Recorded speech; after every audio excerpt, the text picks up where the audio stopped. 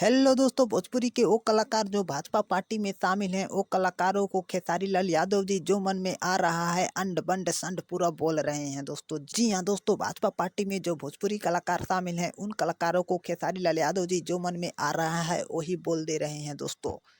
और दोस्तों, खेसारी जी का अंड बंड संड वाली बातों से भोजपुरी के कई सारे कलाकार खेसारी जी से नाराज हो चुके हैं दोस्तों। और दोस्तों, जब सुपरस्टार खेसारी लाल यादव जी ने राम मंदिर के विरोध में बोला तो सुपरस्टार दिनेश लाल यादव निरहुआ जी ने खेसारी जी को एदमुल्ला भी कह दिया दोस्तों।